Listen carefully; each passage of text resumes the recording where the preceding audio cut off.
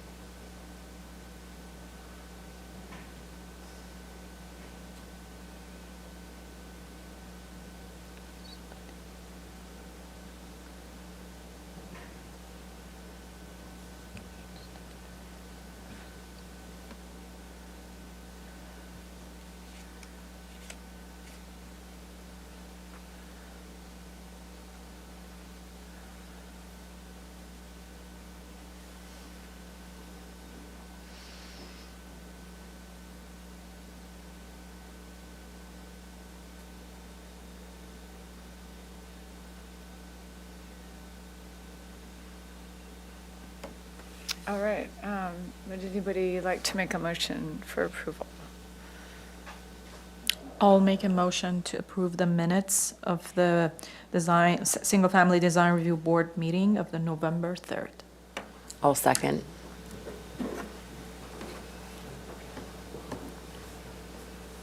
Okay, we'll take a vote.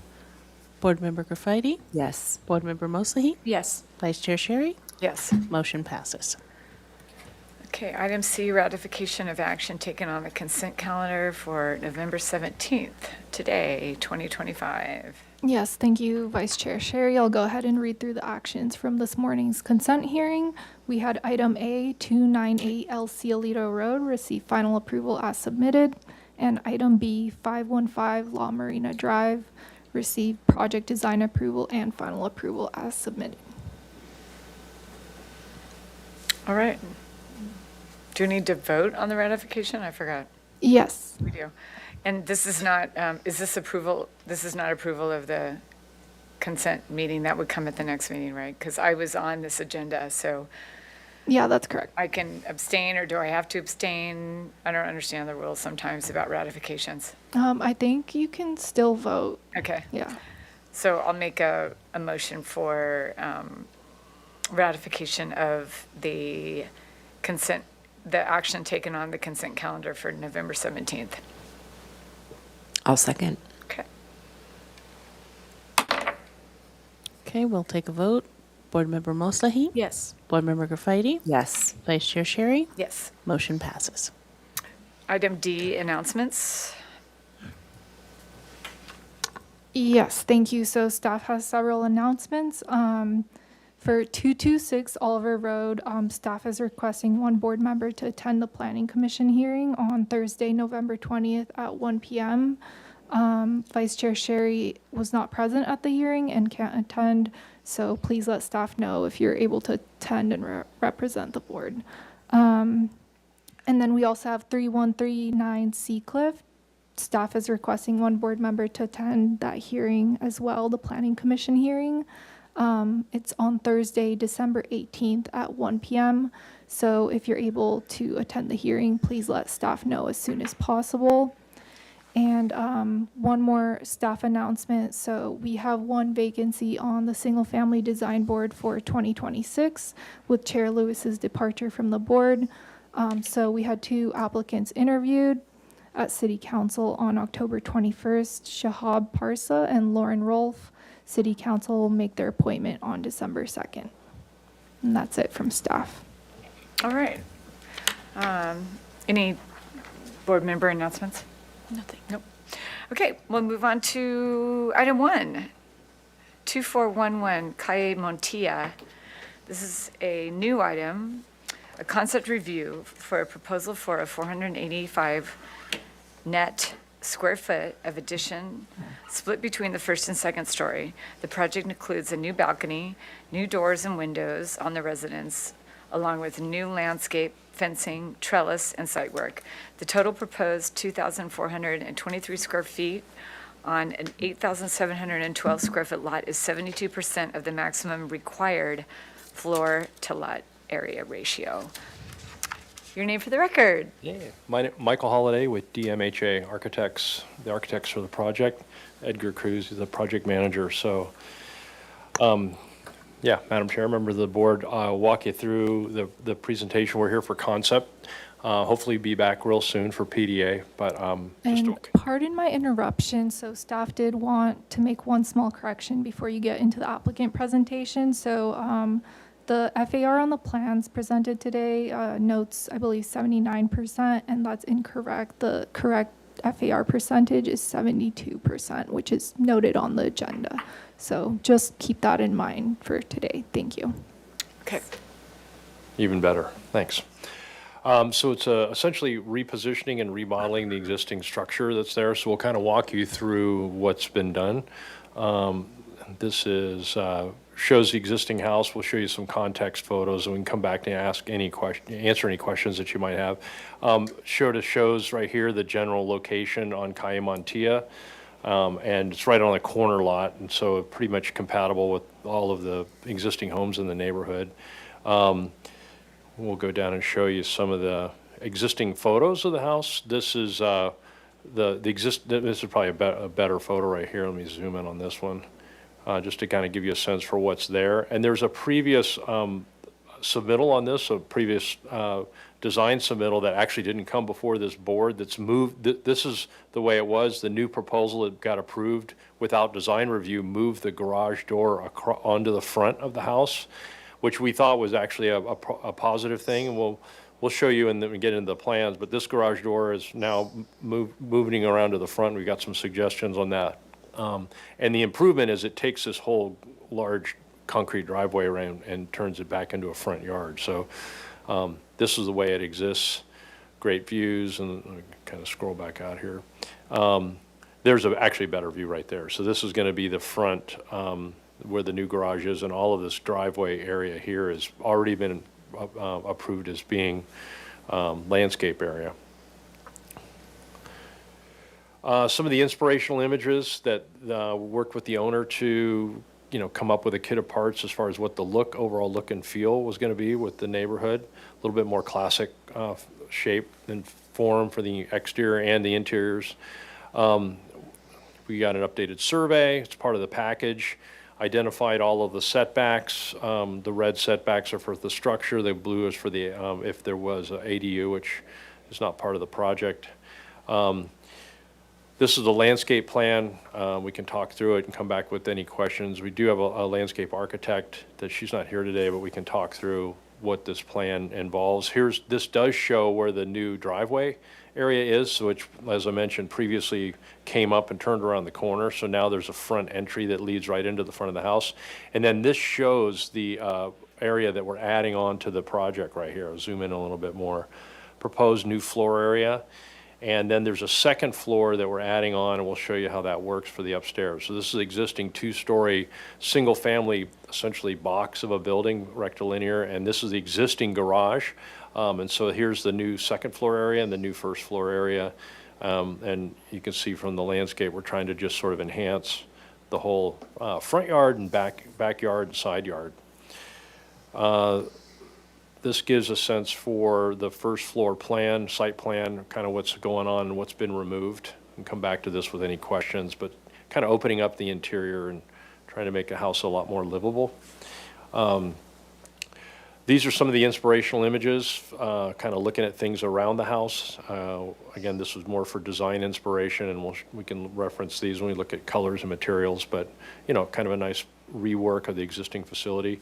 This is the site plan, architectural site plan and lighting plan that shows, and planting plan. So here's a front entry to the main part of the house, the addition, little outdoor patio, driveway, and then you know, some site improvements all the way around the perimeter, along with some new site lighting.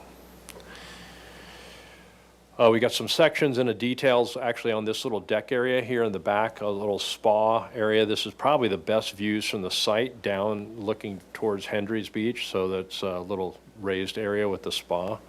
Come back to these with any details you can. Here's irrigation plan. Again, you can see we've got a lot of detail here, but today we're agendized for concept. Landscape, irrigation plans.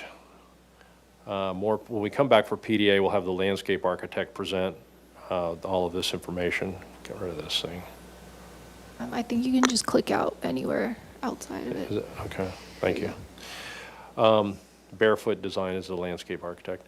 So here's what we're doing this is existing, the existing phase 2 plans. So we're essentially opening up this whole area in the kitchen area. There's a 2-bedroom here. This is the garage that, as we talked about, sort of been repurposed so that you're entering in straight in. And then this was up on the upper floor. And then here's our proposed plan. There's the roof plan, looking down on the front, on the top of the house.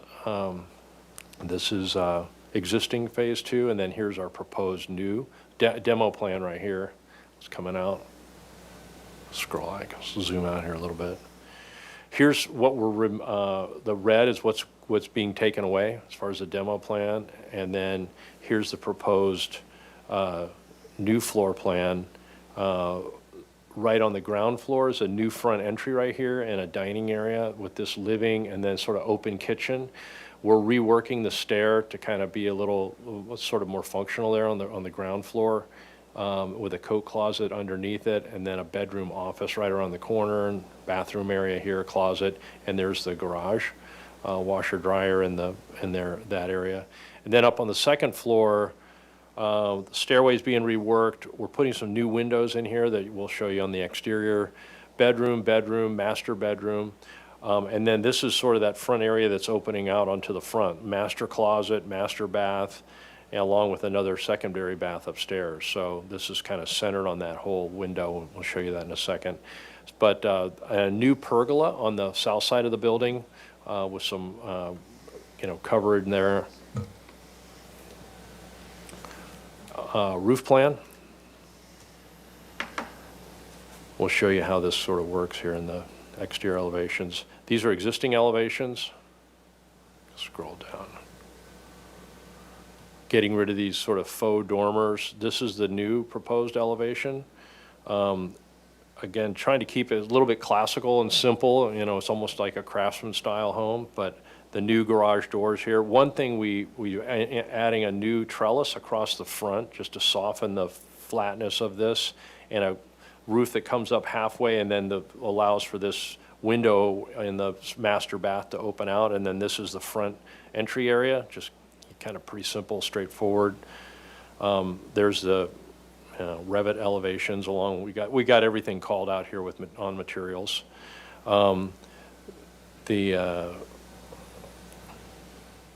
Here's a side elevation. Again, mostly just plaster, trying to keep it really simple and clean all the way around the building. The rear elevation with the new trellis element with the deck, again, just a kind of articulating the box, keeping the fenestration really simple. The actual trellis that we're adding is a pre-manufactured element that's actually a little bit more clean and modern that the client would like to have. Here's the side elevation, real simple. And then for materiality, well, we got integral color, kind of a milky quartz colored plaster. The panelized wood door is what we're looking at, along with some wooden shutters.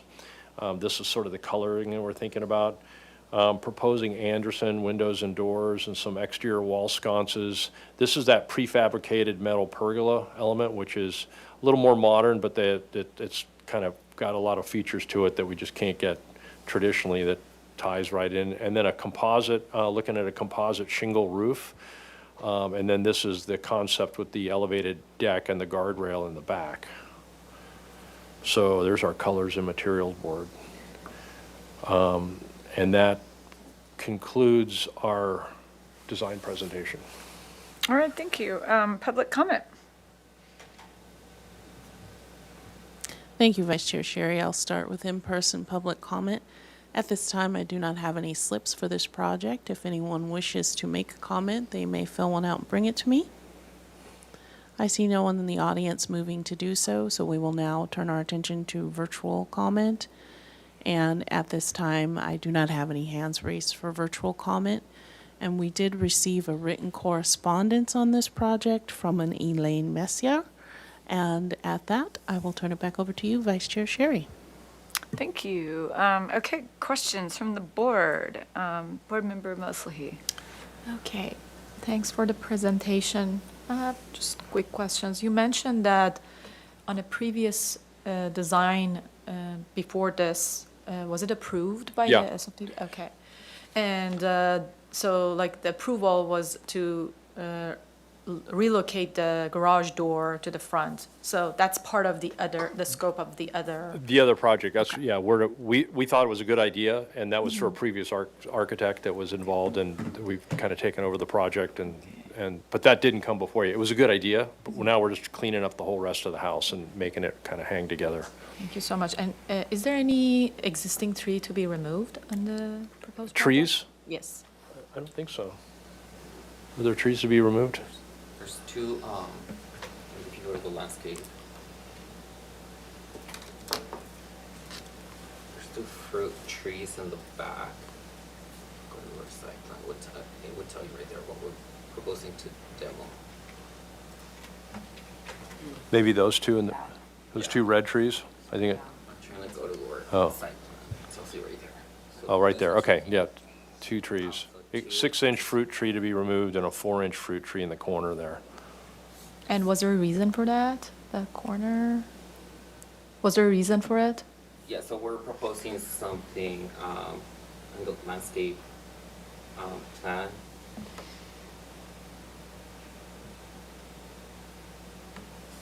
Right here. Okay. It's, yeah, new landscape, if you look on the plan there, this looks like a new landscape screen there, trying to get a little bit, number 8, let's see what the type of material that is, or plant type. That's the irrigation plan. Oh.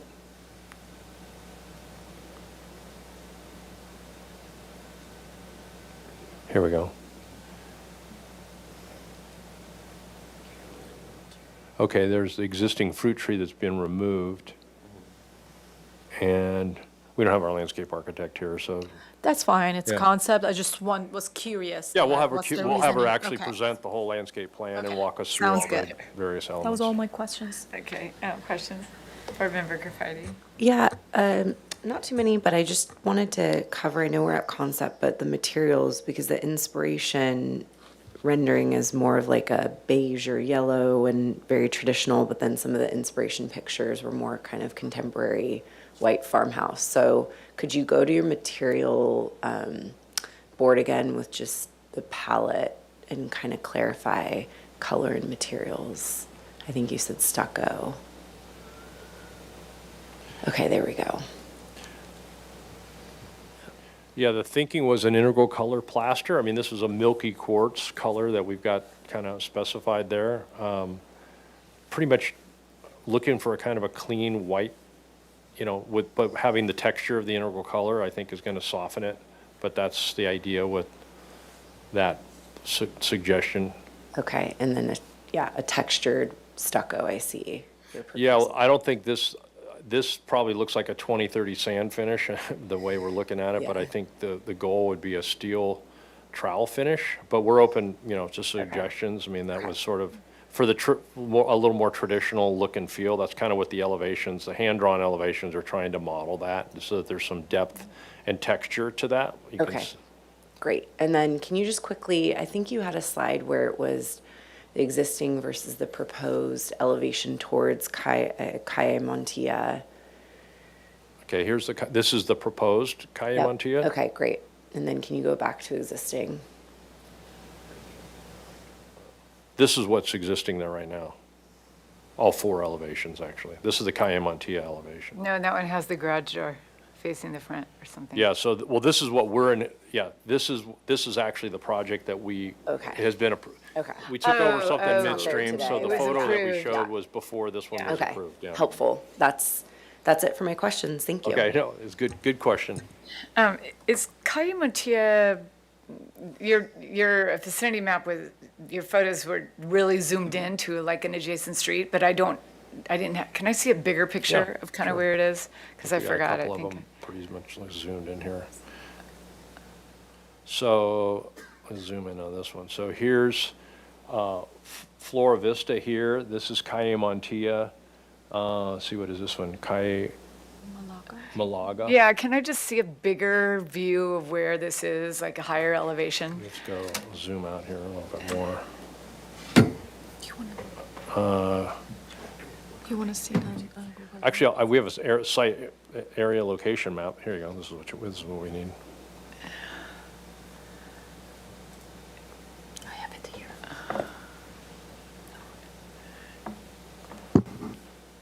I was looking for like a landmark, not just not just a few streets around it, but more of a where it is in the city. This is Yeah. The boathouse, Yeah. and this is it, so. it's Okay, I just see. like- It's at the top of Flora Vista. That helps. Yeah, I didn't have any context. No, that's fine. So, and then one more question. If you go back to the rear elevation, your trellis is shown with traditional detailing, but the Yeah. trellis that you're proposing is more contemporary? What we initially had done that concept sketch, let's go back, and then, but this was a trellis element that the client had identified that's got an operable component to it, so. It's a louvered, an operable louvered trellis? Yeah, let's go. Makes me Here we dizzy. go. Yeah, I proposed floor understand. I plans. think I understand. So there's what it looks like in plan, and I saw that, yeah. And then there's a roof plan looking right down on it. And then, So it is, it's more contemporary? yeah, it's more contemporary on the back side of the house, and that's why we felt like, we initially had sketched it up to be consistent, and then this is, so this is what let's see. Okay, I got Yeah. it. I just didn't know which one you Yep, wanted. no, these were concept, again, the Revit elevations have everything called out, but we're just doing something very clean and contemporary. Comments? Board Member Moslehi. Okay. Can you go to the east elevation, please? I think this. East or west? Let's start with east and then we go back to this one. Yeah. So I was looking on Google Earth, and from the Calle Malaga Street, it seems like the house is on a higher elevation.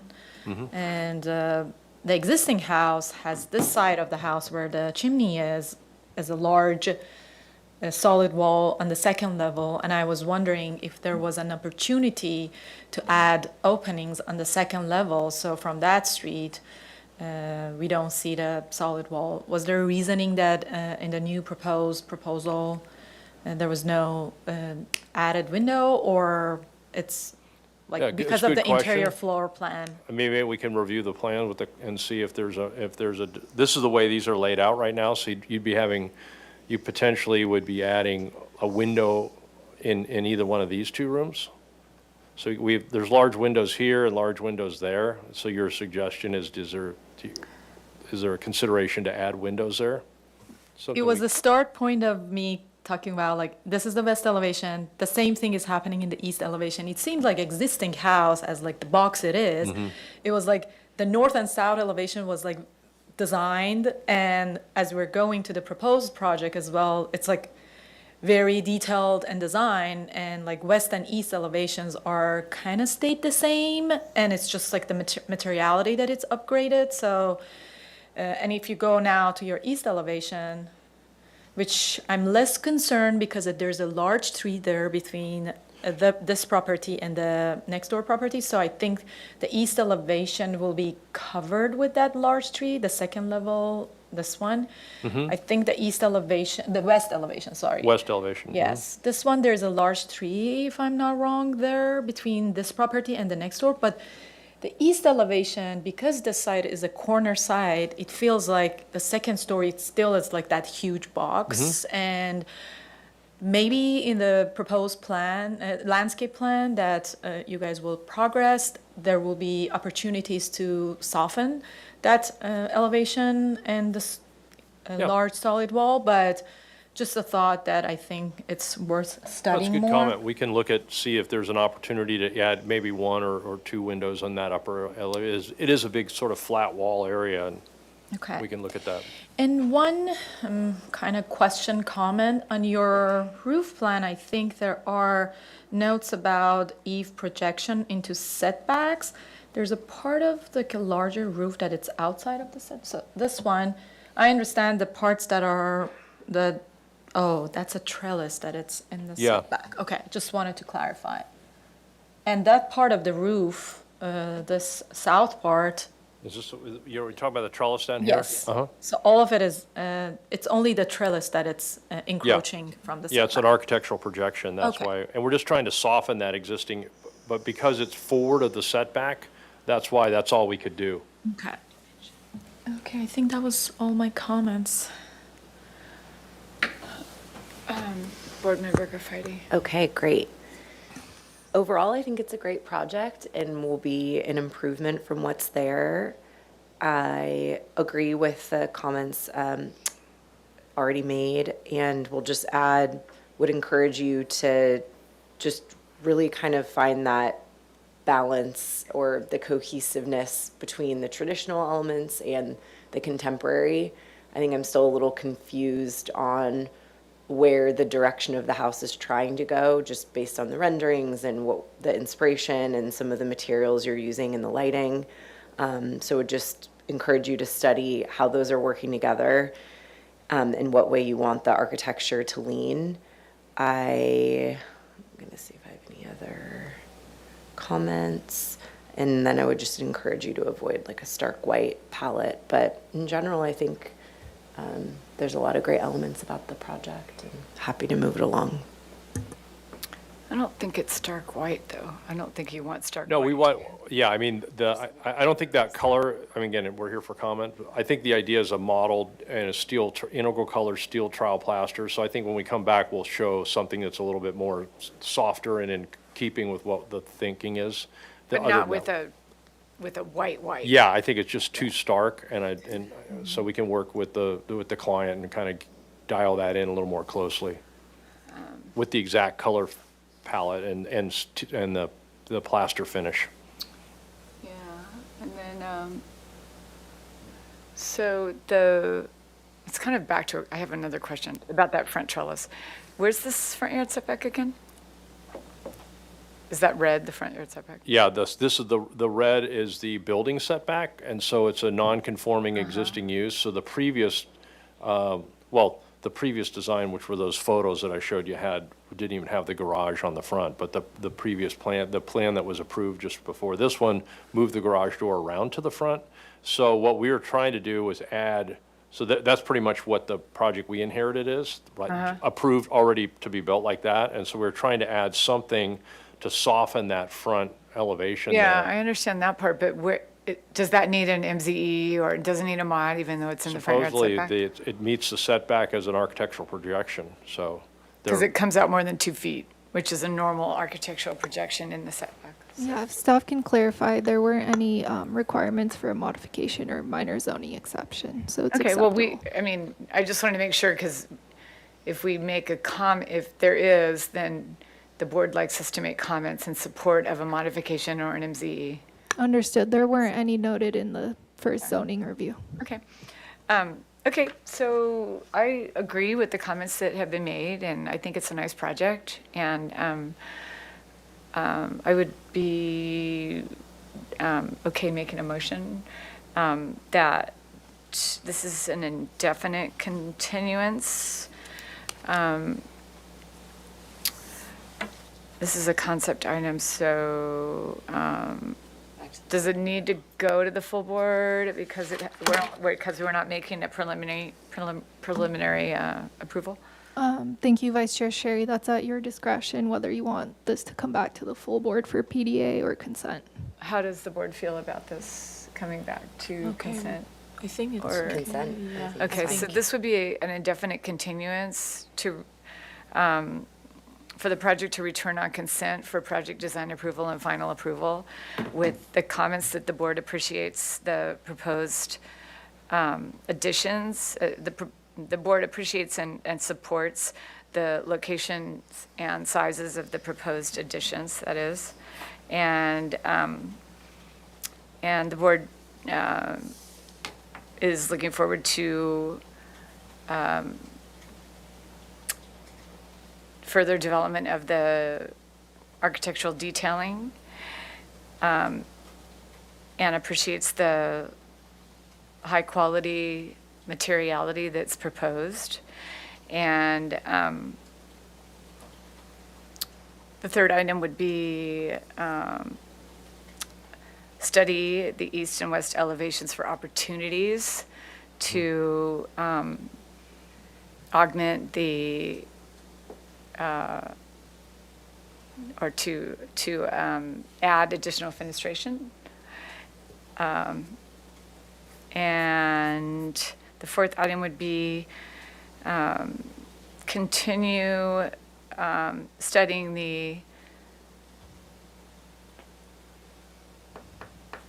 proposed architectural style, which is a combination of traditional and contemporary elements. Yeah, we'll look at it a little bit. I think mostly that Architectural. trellis on the back is sort of a one thing, but we'll look at kind of pulling it all together for Yeah, PDA. that's kind of it. No, yeah. I'm That's- happy to second that. And then you want a Oh, second? yeah. And you have a comment? No, I don't have a comment. Okay, so we have a second, and we need a vote. Okay, thank you, Vice Chair Sherry. We'll take a vote. Board Member Garfitti? Yes. Board Member Moslahi? Yes. Vice Chair Sherry? Yes. Motion Right, passes. Thank you very much. Thank you. Have fun. Enjoy your day. Yeah, stay dry. Okay, we're on to our second and final item, which is a discussion item, which is the single-family streamlining. Single-family, I presume that means single-family design board streamlining project. Yes. We've retitled it to single-family streamlining because there are zoning amendments, and so it's not just design board oriented, but single-family residential. Okay. So we tried to make it a little catchier. All right, thank you, Vice Chair Sherry and board members. I'm just going to pull up the presentation here.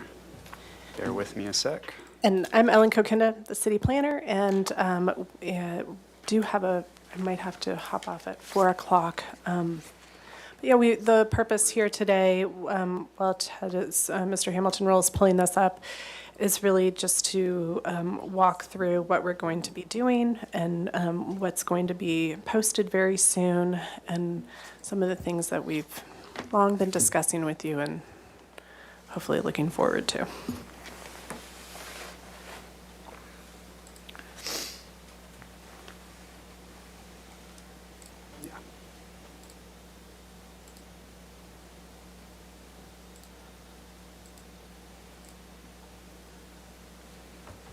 All right, and as we pull this up, Joni, if you could switch the screens, please. Just want to note that as the link in the agenda may have clued you in, we had intended to get the amendments released before this meeting, but did not accomplish that goal. It's a massive package of amendments, so I do want to use this time just to give you kind of a preview and update you on what to look for when you do review the amendments, which we're hoping to release this week. All right, so this year, we've done a number of things. Starting in February, we held a discussion at the SFDB regarding updates to the guidelines. That's the SFDB General Design Guidelines and Meeting Procedures. Oh, I guess I should start by reading. Somebody needs to read the description of the project. Do you want to read that, Ted? Sure, I'll read it. Yeah, go ahead. Before you start your presentation, so Great. that anybody who happens to be listening knows what you are here for. Great. All right. The single-family streamlining project responds to city council direction, community input, general plan policies, and a consultant recommendations to streamline and simplify the process for the approval process for single-unit residential projects. The goals of the project are to reduce the number of single-family development projects subject to design review, to streamline the public hearing process for single-family projects, and to create more flexibility to address common homeowner interests. The project includes amendments to multiple chapters in Titles 22 and 30 of the Muni Code, along with updates to the SFDB General Design Guidelines and Meeting Procedures. And at this hearing, we're here to give an update and hold space for questions and comments. And we're going to Planning Commission on December 4th. All right. Back to where we've been this year. So in 2025, we held a discussion regarding the SFDB guidelines and proposed changes to those. Over the summer, we held a work session at City Council, followed by a focus group with SFDB project appellants. And since then, we've been working hard on finalizing the ordinance and guidelines packet. We are visiting all the design review boards and commissions this month to help prep you all for the release of the amendments. And we met with ABR last week. So today we'll provide you an update on the project and show you some amendments you haven't seen yet that council supported. And again, we're not requesting a formal action or recommendation, but we'll have time at the end for questions. We have Mary who's going to pull up our PowerPoint because for whatever reason, it's not in sync with.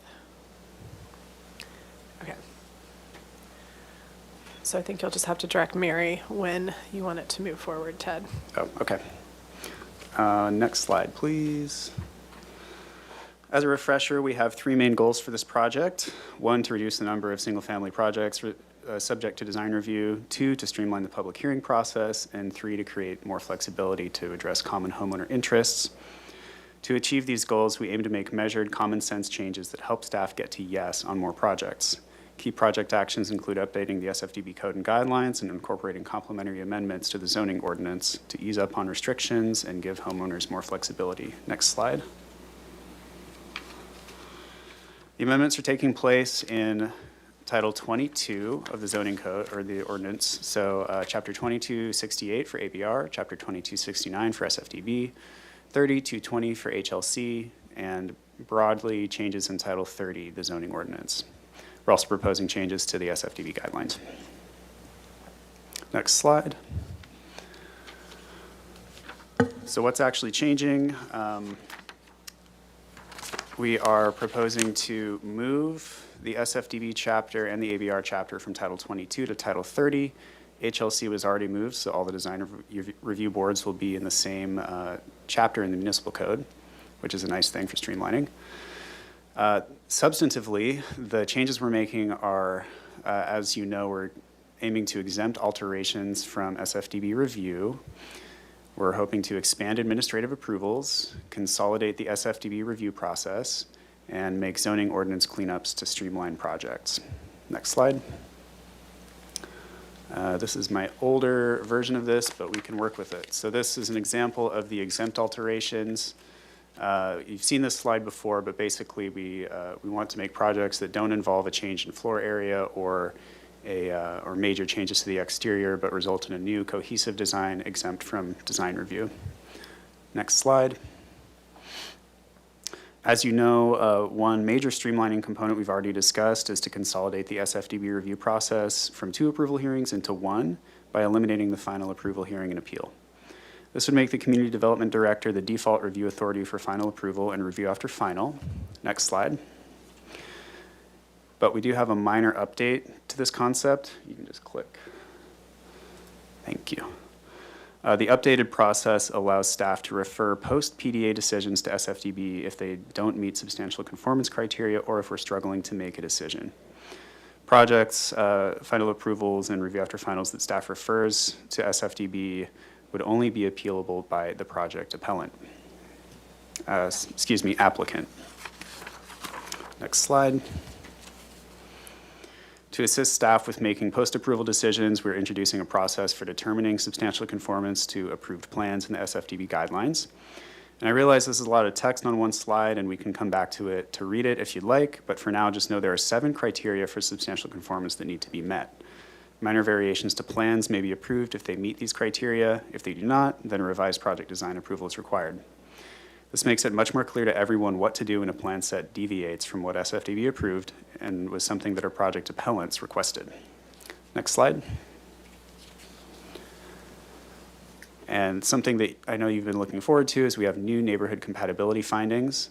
We've reduced the number of findings from 7 to 5. We have consolidated the text so that they're more readable, and we've focused them on your purview so that you can focus on things like project size, aesthetics, and site design. Next slide. You see a lot of minor zoning exceptions at this board, and initially we had planned to exempt all minor zoning exceptions from SFDB review since they mostly get approval and seem to rarely bring the neighbors out. However, we recognize that overheight fences, walls, and hedges can significantly affect the streetscape and shared property lines between neighbors. Therefore, we're keeping the process the same for those MZEs with a public hearing and a mailed notice. We are proposing a new process for the more commonly rubber stamp approved MZEs, including building height increases in the setbacks, new and expanded openings in the setbacks, and trash enclosure locations in the front yard. These would now be reviewed ministerially without a public hearing using new code standards. Next slide. As you know, in addition to SFDB code updates, we propose to update the SFDB guidelines and meeting procedures. And along with a general reorganization and reformat of the guidelines, we propose to simplify and consolidate the long list of SFDB goals into goals that are direct, achievable, and in line with SFDB's new findings for project approval. To help further reduce process steps, we also plan to expand administrative staff level approvals of minor projects, including routine updates and home hardening for improved fire resistance. Next slide. As an example, here is a chart that shows the changes between the current admin approval standards and the proposed. The current are here in the middle column. Oh, I guess Mary's got the mouse, but current and proposed, left and right. Notably, the most significant change we're making is that accessory buildings, we can administratively approve up to 800 square feet. Currently, we can do only 500 square feet if it's not publicly visible. Same 800 square feet for additions to the first story. Currently, it's 500 square feet. And only a minor increase for second story additions, and that's additions to existing second stories. So from 150 square feet to 250. Decks at the first story can be admin approved up to 400 square feet, and decks at the second and higher stories, except for roof decks, can be admin approved up to 250.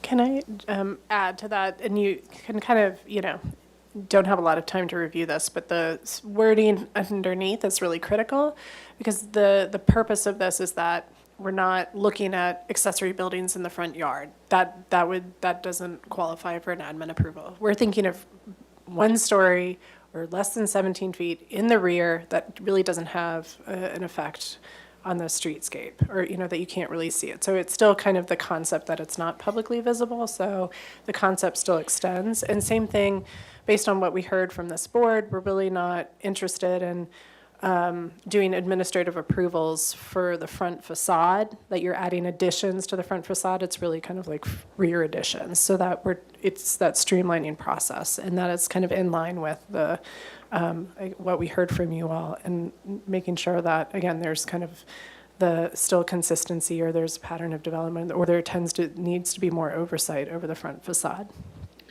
Can I ask or do I need to wait till the question portion, I guess? I can hold it. If you have a clarifying question, we can answer that. I guess it is clarifying, in the first point under current, under 250 in parentheses, it says 500 square feet if not publicly visible. But I guess what I'm confused by is what Ms. Kinkinda just shared. The spirit of this, the changes are that they wouldn't be publicly visible. So I guess I'm just confused on that. Currently, the 2 footnotes at the bottom, 5 and 6, are not in the admin guidelines. They're not criteria that have to be met. So the idea is that we want to encourage development at the first story outside of the front yard. So we're allowing higher square footages in those areas. And this just gives more flexibility to approve additions that aren't, and accessory buildings that aren't publicly visible, that currently we don't have.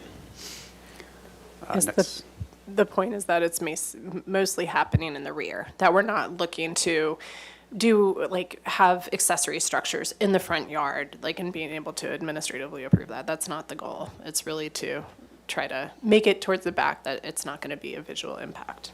And that's in line with feedback that we received from this board and Planning Commission as well. Next slide, please. Okay, along with those SFDB-specific updates I just discussed, we're proposing zoning updates in Title 30 for home improvements. These updates would be in effect citywide, and let's go to the next slide. The first update is to create standards from guidelines. Now, many of the standards that we are proposing were automatic design review triggers in the code. We were selective with what we wanted to add as standards because the state is chipping away slowly at discretionary reviews, and this allows the community to maintain aesthetic oversight even with state mandates to reduce design review. So as part of this, we're taking existing design guidelines, such as the guideline that you all know very well, that upper story balconies should be 15 feet away from an interior lot line. We're making those kinds of guidelines standards now, so that if an applicant wants to deviate from those, they can come to SFDB for review. Next slide. These next few concepts are aimed at providing homeowners more flexibility in how they develop their property. And the main change we're proposing is to remove the requirement that parking spaces must be covered. The change stems from ADU law, which allows covered parking spaces displaced due to the construction of an ADU from a garage conversion to be replaced on-site with uncovered parking spaces. This gives homeowners the flexibility to convert their existing garage or other carport into another bedroom, storage, or workshop, or similar residential use. Next slide. Optional covered parking particularly benefits homeowners with non-conforming one-car garages. Currently, if someone with a non-conforming garage, like this one shown on the slide in the back, wants to get a permit to alter it, they have to make it fully conforming to current code, which can be quite costly and is sometimes infeasible due to site constraints. The proposed code would allow these folks to get a permit to demolish their non-conforming garage and replace it with uncovered parking spaces, saving time and money. Next slide. The proposed amendments also allow more options for folks who want to use their garage for something other than parking. Currently, the code allows for your garage to be either a garage or an accessory dwelling unit with no flexibility to permit it as a workshop, playroom, or storage, anything in between. By removing the requirement for covered parking spaces to be in a garage or carport, the proposed amendments would give people the option to keep their garage as is or convert it to a space that meets their needs, like a playroom. Mary, if you could click a couple times. A guest room, or a full-on ADU. So it gives flexibility between the garage and the ADU. And if you could, next slide, please. Overall, we crafted these code amendments to help city staff get to yes on simple projects more quickly and efficiently. Additional get to yes changes include easier to meet open yard, streamline minor zoning exceptions, and allowing homeowners to add exterior storage closets to their ADUs. We also are hoping to add a section on a process for emergency permits, which would allow homeowners to address health and safety hazards immediately, and then come through the design review process later. Next slide. In conclusion, the benefits of this project include it maintains the SFDB objective of ensuring compatibility and aesthetic quality of neighborhoods and including neighbors in that process. It also results in a simpler process with faster approvals by reducing unnecessary public hearings. It allows improved efficiency with city staff and SFDB being able to focus on more complex projects instead of the minor projects. And it allows for more homeowner flexibility, with homeowners able to do improvements to their homes without going through unnecessary hurdles. Next slide. Following today's discussion, we'll be going to Planning Commission on December 4th for our first recommendation hearing. We don't anticipate an action at that hearing, but are hoping for one, but it might take more than one hearing. Next, in spring 2026, we'll be going to Ordinance Committee and City Council for introduction and adoption hearings. And I encourage you all to at least tune into those, if not attend, or watch them online. All right, that concludes my presentation. If you go to the next slide, that has the project webpage, which is where we're going to be posting the amendments, and my contact information. Thanks very much. Thank you. Can we, now it's a quick Q&A type thing? Do we have? We have to open public comment first, yeah. Thank you, Vice Chair Sherry. I'll start with in-person public comment. At this time, I do not have any slips for this particular item, and there is no one in the audience. I will turn my attention to virtual attendance, and we do not have any hands raised for comment on this project, and we did not receive any written correspondence. So at that, I'll turn it back over to you, Vice Chair Sherry. Thank you. Questions? Board Member Graffiti. Not at this time. Okay. Board Member Mosley. Thank you very much for the presentation. It was very condensed, a lot of information, but very helpful. So the first question is, when is that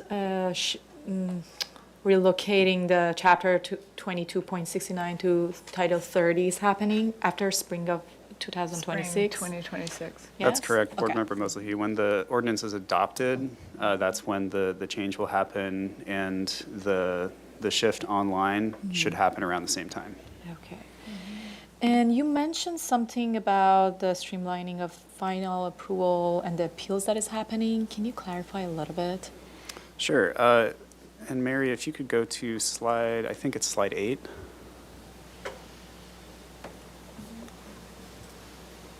Okay, this concept we workshopped with the board and Planning Commission, and Planning Commission, well, both the board and Planning Commission were supportive of it. Originally, prior to this discussion today, the plan was to make final approval reviewed only by the Community Development Director just by default, and any revisions to plans would require a revised project design approval if they were found to be inconsistent with the PDA. That said, we recognized that we needed a little bit of flexibility in the process in case staff weren't comfortable making a determination or a project didn't meet the substantial conformance criteria. So the change here from when you last saw this is that while final approval and review after final can be performed by staff, staff can also refer those decisions to the SFDB. And if SFDB makes a decision on final approval or review after final, only the applicant can appeal. The members of the public can't appeal that. I see. Thank you. And that's consistent, I believe, with state law, correct? I think we would still need to be conscious of a 5-hearing maximum if once a project has been deemed complete. But ultimately, it's if the applicant chooses to appeal, they're basically kind of waiving the 5-hearing maximum should it even reach that point, presumably. And I think everything else was very clear. And I assume from your explanation that second-story decks that are not roof decks, 250 square foot, they're within, like they're not closer than 15 feet from the neighbors. That's correct. Yeah? Okay. Just wanted to know that. I think that's all my questions. Okay. I have a couple more questions. Did you say that you're going to eliminate final approval from this board? I'm sorry, I'm not understanding. Final approval is proposed to be performed by the Community Development Director by default. So after project design approval, the plans would go to building permit plan check. Planning staff would review those for substantial conformance with PDA and carry out final approval that way. That said, if there are changes to the plans that we're not comfortable with, that we don't think substantially conform to PDA, we can refer the project to the board to make a decision on. Does final that mean that, that staff is going to be reviewing all the architectural details and that they're not going to be required for PDA, but the applicant is still going to be able to go back and do construction documents, submit all of their architectural details, and staff only is going to be reviewing those? It seems like a lot. The first, yes and no. So we're going to have to require more at project design approval. That's what I was thinking. Including those exterior details. So it can yeah. move on without the final, don't get me wrong, I'm all for that, less hearings. but- We're going for less to board member Sherry. So yes, we're going to have, I think the expectation is that we're going to need more details at project design approval because that final approval will be done by staff or the community development director through the building permit Got it. process. However, I don't think you should expect the level of detail, like, don't expect working construction drawings for project design approval, because that's going to be, again, that's really for the building permit, but Right. you're going to need a color board. You're going to need, Right. you're going to need to understand what the project is and elements that you don't normally get at project design approval. So we're going to have to recalibrate what's required for project design approval, and that would be specific to the single-family design board. That makes sense, okay. This slide was up when I had my question about, or maybe it wasn't, it was the height increase. When you were, you know how we have to make a finding of substantial conformance to the previously approved PDA set of plans when we're making final? Well, one, it'll go away if we don't review the plans for final, but are you saying that if a project comes in, say, and they increase their roof height by more than 1 foot, it doesn't come to us for final, it goes to staff reviews it, and an architect wants to increase an area of a roof, say, one part of a roof by 15 inches. Does that mean that, what does that mean? If Mary, do you have the slide number Yeah, for Mary? slide 9, Mary, please. Thank you. If you look, the second issue, height, I'll just read it, does not result in, so a project can be found to be substantially conforming to the project design approval if it does not result in an overall height which is greater than 1 foot above the approved height and does not exceed a maximum of 25 feet. I read that, that's why I Yeah. have my question. Yeah. So for residences between 25 and 30 feet in height, you wouldn't be able to increase the height by more than 1 inch above the approved height. So that's going to happen on almost every project. Because when you get construction documents and you have engineering and you have floor framing that comes into play and roof framing and framing sizes, you're going to get a slight increase in almost every project between PDA and final. So that's not very much of a tolerance. It's going to kick out your intention of eliminating another review.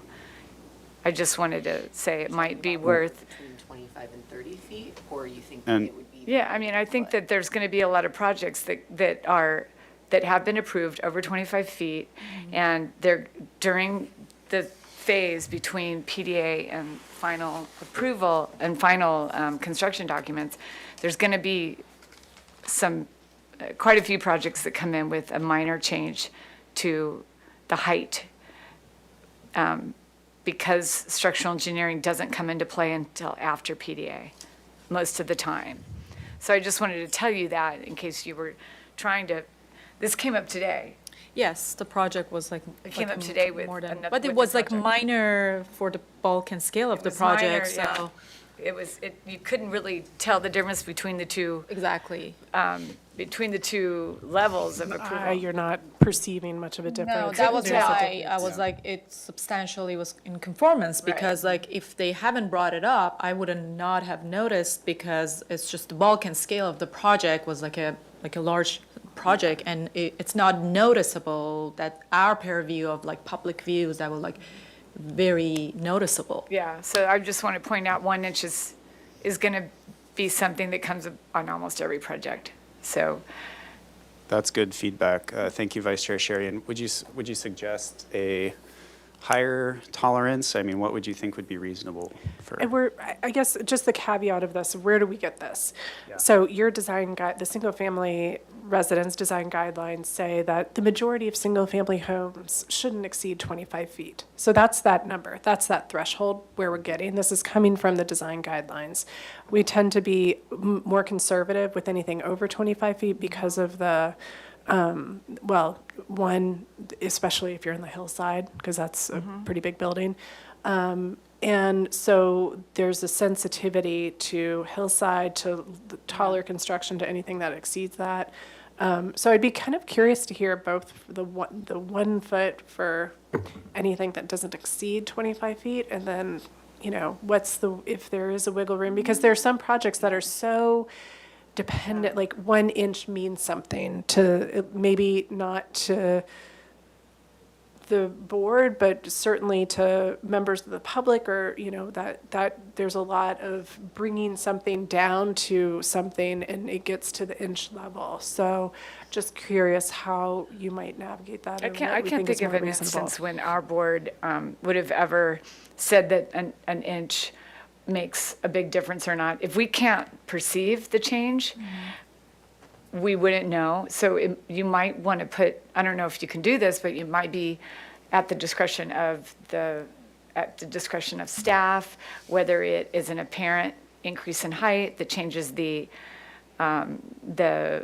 roof configuration, that adversely affects the roof configuration of the PDA approved plans, because I can tell you an inch is like, happens all the time on almost every project. I know we're on questions, kind of, so I have some commentary on that, but I don't know if I should hold it until we get to more formally to our comment portion, or if you want me to jump in. We are in comments. We are now, okay. Yeah. This is questions These are slash questions. comments. Questions/comments. Okay. Oh, great, okay, sorry. So a couple things on that. Number one, I do think that the bulk of the projects we review are under 25 feet.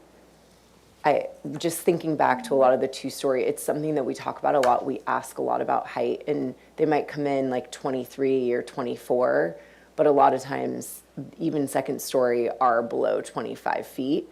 There have been instances, it might have been before you were on the board, where like 6 inches of height or close to that have really mattered to the public. So I think it just depends on the volume of projects that we think are going to be above 25 feet. And then maybe in those cases, it's not the worst thing in the world if our board does need to see it for final, because that's what we would already be doing today. But Yeah, if but you the think whole it's purpose too, is to- yeah. The whole purpose is to try to make it to where the applicant doesn't have to come to final, which I wholeheartedly agree with. It's just, my point is that if you're looking for a way to do that, and then you say an inch, and it might be true, and I agree with you that there are a lot of projects that come in under 25.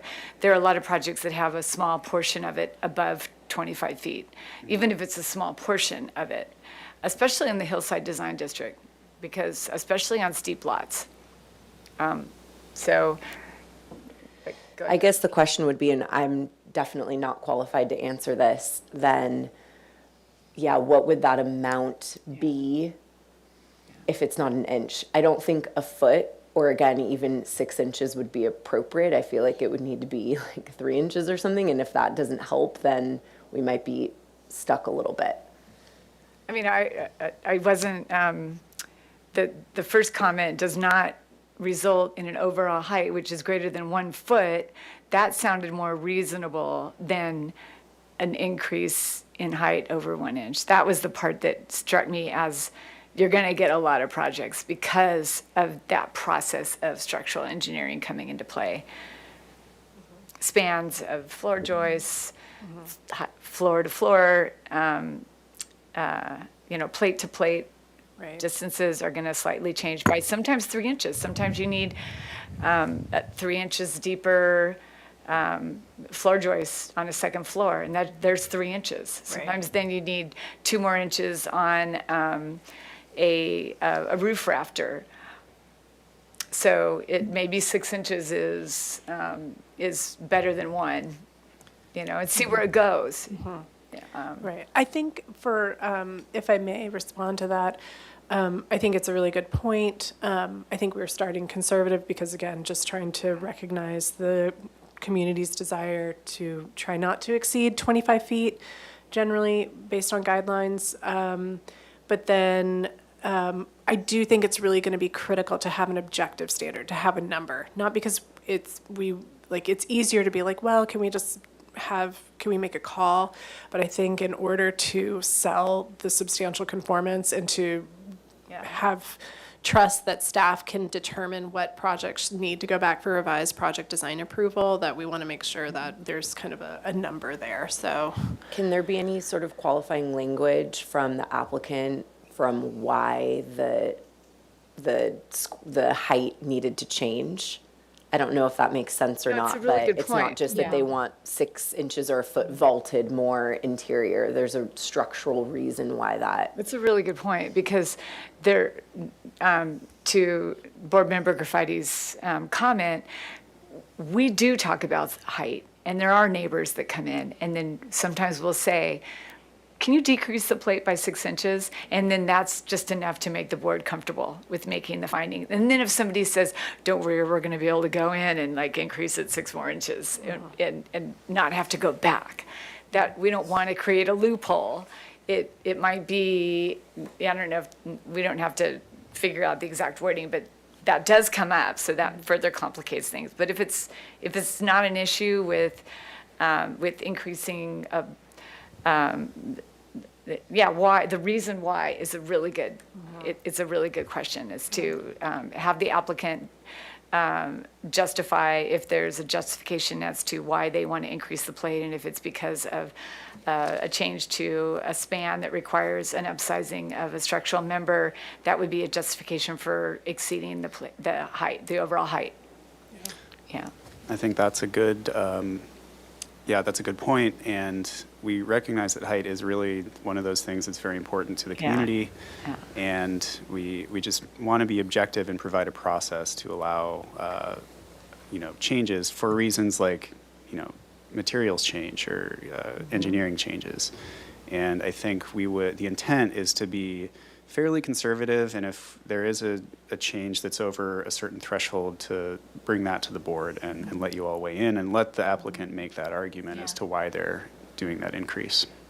If I may add to that, for us, a lot of projects that come to us, divide in two different, situations. One is the lots that are large, not publicly visible. So even adding a 1 foot to a height of a building, it's not an issue in the Balkan scale. And then we go to neighborhoods that our lots are in proximity to each other. They're 3 or 4 neighbors looking to their project. So even that 6 inch matters, and we have member of the neighbors and public coming here. But there are lots that really a foot or 2 even, it's not noticeable at all. So I don't know if I know that we're trying to streamline and make the process quicker, but it's if there is a certain proximity of the project to the next lots, parcels, there's no need to be this really an inch or 6 inch. But if we are in certain neighborhoods, and I don't know if that makes it more complex for the language of this, to separate the neighborhoods, but just a suggestion, that's what we are seeing. And that does exist, Board Member Mosley, because we have, for lots that are larger than 15,000 square feet, we don't require, FAR is a guideline, it's not a requirement. So even we start to mess with height in smaller lots and the FAR exceeds 85% and you're in the hillside, that starts to trigger an additional review process. So there's other ways that we kind of get at it through the zoning ordinance, but not necessarily through this particular way that we wrote this criterion. So we'll leave that up to you. That's just our feedback. Thank you. That's helpful. And then I had a couple more questions. If you can convert your garage to habitable space without it being an ADU, you had a slide up there that said you could make a study, you could make a game room. You didn't mention bedroom. That's going to come up where we have a lot of clients that say, can I convert my garage and then where, as an addition to the house, and then and it looks like they would not be able to do that unless it They is a would. game room. No, they would. They would, okay. It's essentially a guest room. I mean, you can do a full, like the idea is that we're creating the opportunity to do a full bathroom and a bedroom, or a full bathroom and a play area. So it's really a flex space, but it's Yeah. accessory. So it's not it's not the idea that it is considered an accessory structure. But the difference is with accessory, what we encounter all the time is that people want the streamlining path of accessory dwelling units, but they don't want to put a kitchen in. They kind of I just want this to be my home office. I want this to be my extra bedroom. I want this for my kids to play in. I want this to be my workshop. I want, anything. And they don't want to put the kitchen in. And it's a constant back and forth. And we're like, why? Why are we doing this? So the idea to change it so that you don't have to put the full kitchen in, but you can have this space. It's really kind of an open floor plan. It would be great, and here's what's going to come up a lot for you, is that people are going to say, can I put my stairwell to my new second story in there?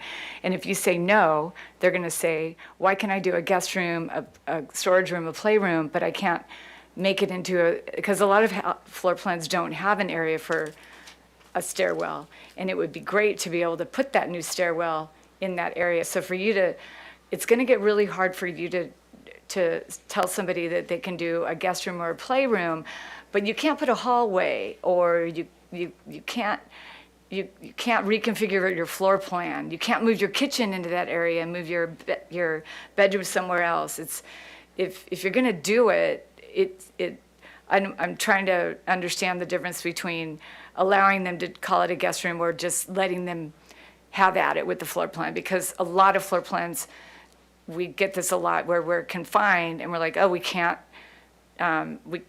convert the garage. Oh, it would be so nice if we could just move the kitchen over there instead. So just some feedback that it'll come up a lot, and people won't understand why they can. Then they're going to wonder, well, then do I have to keep the walls that define the garage? And am I only allowed to can I put a door in? Yeah, you can put a door. Okay, how wide can that be? Can it be an extension to the living room? No, it can't, because then can it be a dining room? No, it can't be that. It's going to get really tough. To just some feedback that will come up. Thank you. And so you can then park in the front yard setback for your uncovered parking. Because most garages are at the front yard setback. I would have to look at the proposed code. I believe it is just front yard, not within the setback, but I could be wrong. Because that'll, just something to make sure it's clear. It's not going to work for everybody, I Yeah, think. yeah, it won't work for everybody, so. Yeah, we recognize that smaller lots are just more constrained, and they're, they're more constrained. unfortunately. So make that clear that you can convert it as long as you can park in the front yard, but not in the front yard setback, just if that's your intent. Right, and we also don't want to make front yards, we don't want to create new paving and allow people to just have a parking lot in their front yard. That's not the intention. We've got other standards to address that. We have other standards that prevent that. There's already a standard that says that you can't have more than what you need to park your car in your driveway. And we have some new landscape standards that prevent the paving of front yards for parking. Yeah, it's already in place. And then, I noticed there was no evaluation of the 1,250 square foot of open yard. But that is a mod that, and a discretionary review that comes up a lot. So Ted kind of briefly touched on it, but we didn't really get into the numbers. So for small lots, we're reducing that open yard requirement to 800 square feet and to have Okay, smaller missed things. that. So it's going to be, great. we're going to expand the number of small lots that applies to, because we think it always gets approved. It's always a constraint. You know, it's kind of anytime, again, there's a rubber stamp at the staff hearing officer, like, how can we create a new standard to address that? That's what we've tried to do with this. I believe the threshold now is if your lot is 6,000 square feet or under. Is that Okay. correct? Yeah. You only have to provide 800 square feet That's of. great. So Okay, yeah, that would be hopefully very those will well avoid the received. open yard mod, and that can be really helpful. There's so many lots that are right at that 5,000 square foot threshold, so 6,000 helps. Any more questions I have or comments? just one clarification. So this, on our motion worksheet, this one, like, for final approval will be removed? Or it's gonna stay? It will not be removed. It will stay on the worksheet. We will update those worksheets. Okay, yeah, the findings will change. Right. It won't be removed, but you won't be doing final approval by default. We will be referring final approval to you. I see. And so one of the things that will come up from our experience here is that a lot of times for the PDA, a lot of applicants don't have that much details. I mean, even not architectural details. I'm not talking about construction details. And what we review is the consistency and the architectural style. Imagine like a project is coming with a very contemporary project, and or vice versa, traditional, but because we don't require that much detailing later on, we start saying that, oh, provide more detail that it aligns with your architectural styles, and then they come back for the final, and if they have like done that, we just like approve the project. But a lot of times at PDA, they don't even have architectural details, and I'm wondering if that will be something that, because a lot of applicants will come, if they're not notified by the city or a definition change that they need to provide more architectural details, like as an example, railing details that is like going with the architectural style.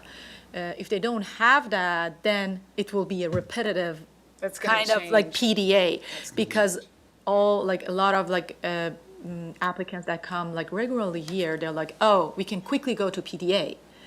Some applicants prefer to do a concept review, but a lot of them like quickly, when they have like a little bit progress conceptual package, they just come for PDA. And we're always like, if the project is like consistent and everything, we say bring the details. But my thought is that if everybody comes the same packages overall, we're gonna have like the first PDA will not be like final. I mean, like, we will not be approved to go to final. Then we will have repetitive PDA needed. So a couple responses to that. One is that our checklists are going to have to change. Exactly. What is That's expected what I to was come going at to, project design yeah. approval is going to have to change. So that's kind of a learning curve. That's a checklist thing. That's a learning curve. It's setting expectations. It's working with you all, and there's going to be some navigating those waters if it gets approved. Secondly, I think you all truly have the hardest jobs of all of our boards, because at ABR and HLC, they're required to have licensed architects. So you're sometimes getting a homeowner who's doing their own drawings. Sometimes you have an architect. Sometimes it really runs the gamut of the types of plans you see and the level of craftsmanship, being able to present information clearly. So I think that will continue, and to some degree, because that's just state law, and the state of California doesn't require an architect for single-family residences. So I acknowledge that, but I do think we want to set people up for success, and like making sure that we're really explicit in what's expected. We do a little bit of the controlling of that when we get a project to you, it's like, okay, well, you're missing this, this, and this. This is what they're going to, here's the level of expectation of what the single-family design board's going to be looking at. The only other thing that I just want to qualify is that we still have to, if a project is deemed complete, we have all the information that we need, then there's our Permit Streamlining Act, and again, state mandated timeline for when a decision needs to be made. So if you can't make any one of the findings, then you don't have to approve a project. So if you don't have sufficient information to tell, does it, just that you can make those findings, then you're not, you can just say, I deny this project. And so it does kind of force the applicant to respond if you can't make those findings. And again, there's never an obligation to approve something if you are not comfortable with making, if you can't get there based on the information. So, and sometimes people leave big gaps, and if those continue and you're still running up against needing to make an action, like that's okay to not approve it. And there's an appeal process for that. So, so I feel like there's a way to kind of play with them, but we're oftentimes doing a lot of work behind the scenes to try to get people caught up to speed. And there are times we can't recommend specific people, but when people are really struggling to communicate ideas to you, we say, like, it might be worth your while finding someone to do drawings for you or do something. It doesn't come up all that often, but yeah. Great. Thank you. That was a good point. And to add to that, it is a bit of a give and take. If we're trying to streamline, we have to be a little bit more strict about what we put on for a decision, right? And we have to hold those applications to a slightly higher standard. So we recognize we're going to have to train not only our staff, but probably our applicants as well to kind of get on board with this paradigm shift that we're proposing. And then my last comment is a suggestion to look at the conditions of approval, what do we call them, that we have to read all the time? The findings. The findings. So, Board Member mostly he brought it up, but I just wanted to point that out, that it was a suggestion that's been talked about, that perhaps we look at what those are, because we recently had that project denied because the board felt that the finding was not our purview. So just take a look at that. I think that you guys already had that on your. We've removed it. Yeah. It's like, I don't know if you saw that, like you didn't get a chance to read each and every one, but it's been removed because we know that that's Okay. not a level of comfort that you feel like you can weigh in on. And so has been our intention all along based on your feedback. Okay. And then there was also, you've probably done this, I'm sure you've done this, but sometimes the hillside findings are redundant. We've consolidated those. And you've consolidated We all those. consolidated to reduce That's the great, thank you. verbal requirements Okay. for findings. For- But Great. For timing, just a couple questions on timing. I know that this is all part of the same package. Is it possible to get this portion of it expedited, just given how it's come up recently, or have we kind of stuck to that spring 2026? if I could just say that this is really tricky. This stuff is very tricky because it's written in our staff report. But if you change a trigger, then you have to go and triangulate with what the zoning code says and what the guidelines say. And does that match what the, Okay. it's taken so long because with every change, you have to like fix all the parts. So Okay. it's hard to just take one portion of it at a time, and they all complement one another. But I think generally speaking, I think it will help to take it in a big package. In some ways, I think it'll move actually. Okay. I Okay. think it'll help. Okay, that's helpful, but still probably spring 2026 sort of timeline-ish, depending on, okay. And then the other portion of that, and I understand why you haven't formalized, like, what would be required in the PDA package, at what point would we have a working group, or would we be collaborating to finalize those? Would that be after it's just approved broadly by city council, or is that something that we would do after planning commission before city council? Like, what does that look like? We could do a number of different things, but probably what makes the most sense is since those submittal requirements aren't codified, they're separate from the code. Okay. Those can kind of be dealt with on a separate basis. We would want your feedback certainly before this ordinance gets adopted and it is started to be used, so that we have a comprehensive list, a good list for applicants to use. So probably concurrently with our ordinance committee or city council hearings, we might be coming back to you for feedback on those elements. Okay. We kind of want to make sure it's set before we launch into that, I but this hear is very common that we have to make new forms or new applications or new web pages to say, oh, here's the information, here's what's required. So it's usually part of the follow-up on that. And then again, I do think there will be a little bit of a learning curve of like changing, and we'll be working with you all on that once it goes through. Okay. And then I don't know other questions, comments. I just want to say broadly, because I know we jumped in really quickly, thank you so much for all of the changes. I know we've met a few times on this, and I feel like you really listened to our feedback, and there are so many positive changes to come with the process, just flexibility with homeowners. So I know I'm really excited to get even some of the updates today on parking and garage and all of that. But really appreciate that you guys are driving this and excited to see it move along, hopefully sooner rather than later. Yeah, Thank you. we realize it's a massive amount of work and changes and coordination and cross-referencing, and so thank you. Thank you a lot. This is a lot of work, and I think like it's a win-win project that it will make it easier for us. It will be harder for the city staff for sure, but it will be really helpful to the homeowners and the people who live in this town, because there's a lot of need for more flexibility to sustain in this town, and that is like the city is doing a lot of work to do that, and we'll always be here, but it's just like making everything, so really appreciate the win-win project.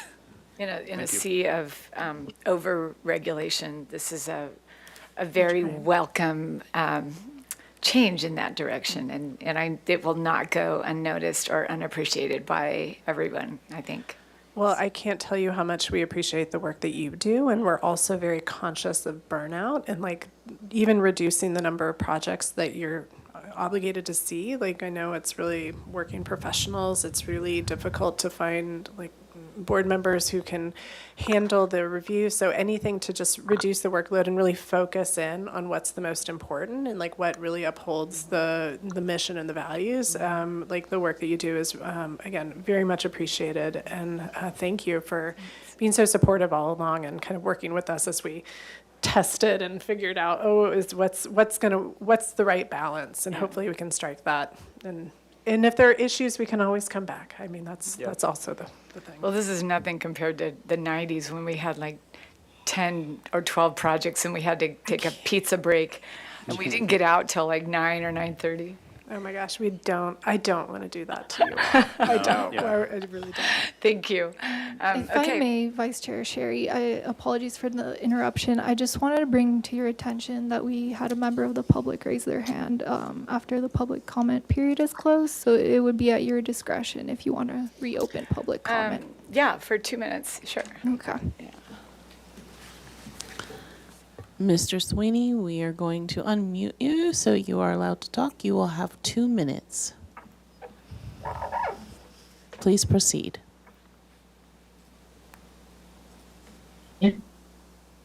Yes, go ahead. Can you hear me? Yes.